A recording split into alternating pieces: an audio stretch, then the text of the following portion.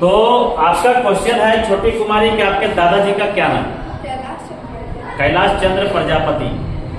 फटाक से बोल दो, क्यों क्यों? हाँ, आप खड़ा हो।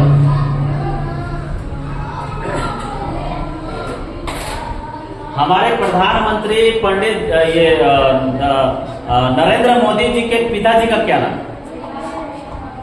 नहीं पता? पता करने की कोशिश कीजिए। क्या करिएगा? किससे पूछिएगा? पूछिए। अरे मोबाइल में गूगल करिएगा ना जी, वहां से पूछ लीजिएगा, किसी को और पूछ लीजिएगा, लेकिन आप जवाब दे दीजिएगा, ठीक है? पहला कंडीशन था कि ये तुरंत जवाब दी। क्यों? क्योंकि इसके मेमोरी में पहले से पता है इसको कि मेरे दादाजी का नाम कैलाश चंद्र प्रजापति है, लेकिन इनको नहीं पता है नरेंद्र मोदी जी का पिताजी का क्या नाम है, इनको नहीं पता है। तो ये गूगल करेंगी, पता चलेगा दामोदर दास मोदी, है ना? मोदी जी का पूरा नाम यही है, नरेंद्र दामोदर दास मोदी, ऐसे करके कुछ है, ठीक है? नरेंद्र भाई दामोदर ऐसे करके कुछ है, ठीक है? तो वही दामोदर दास मोदी उनके पिताश्री का नाम है। तो आप नहीं जान रहे हैं तो आप गूगल करेंगे या किसी से पूछेंगे, कहाँ जाएंगे आप पूछने के लिए? अर्थमेटिकल लॉजिकल यूनिट के पास जाएंगे, इसके पास ऑलरेडी जवाब है। समझे? हम यही समझाने की कोशिश कर रहे हैं।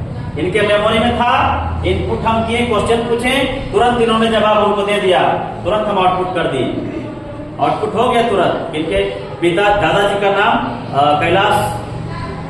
कैलाश चंद्र प्रजापति है।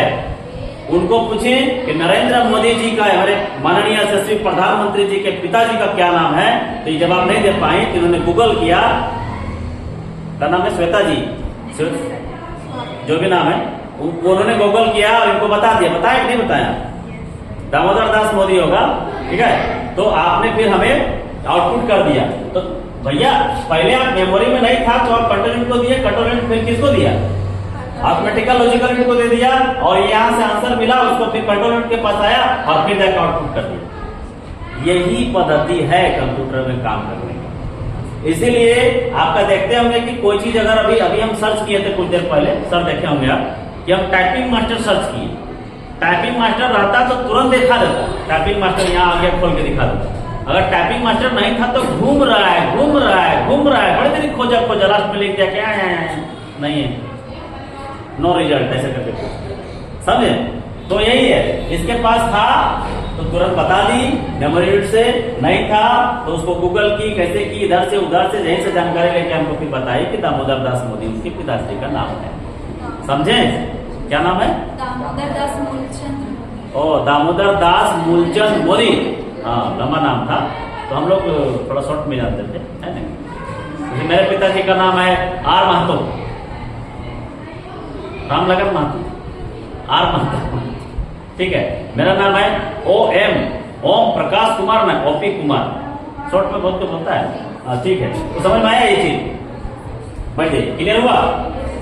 ये कंप्यूटर जो है, सीपीयू जो है, इसके 3 यूनिट होते हैं, 3 पार्ट्स होते हैं, control unit, memory unit, arithmetical logical unit. काम कैसे करता है वो भी हम बता दिए।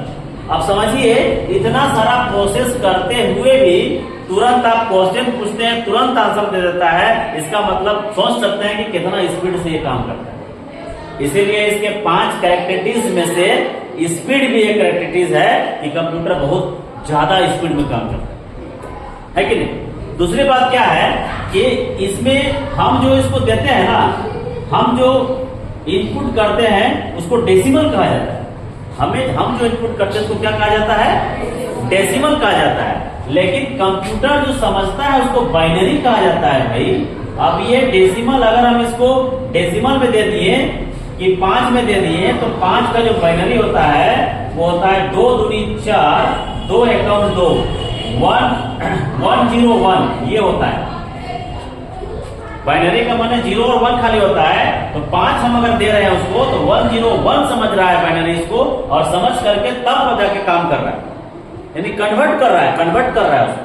अब कन्वर्ट करने के बावजूद भी इतना तेज से काम करता है, इसलिए इसको तेज कहा गया। हम बताए थे पहले भी कि एक हिंदी जानने वाला व्यक्ति है और एक इंग्लिश जानने वाला व्यक्ति है, बताए ना? किसी को बताया हुए शुरू में।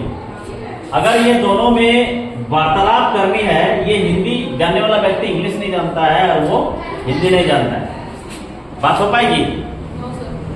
ये हिंदी में पूछित रहेगा, क्या बोले मर्दे, क्या बोल रहे हो, बताओ बताओ। अंग्रेजी बोलेगा, I can't understand your language, please speak English. ये बोलेगा हम इंग्लिश जानते नहीं करते हैं, तो कहाँ से बोलते हैं, है ना?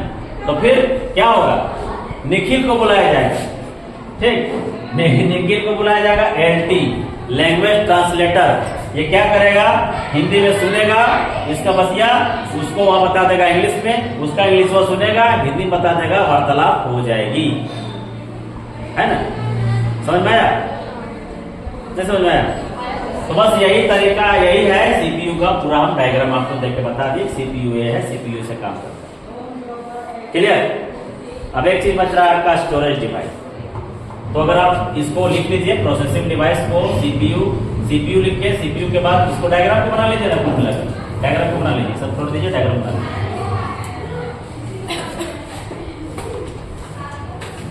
लीजिए, ये डायग्राम बना लीजिए।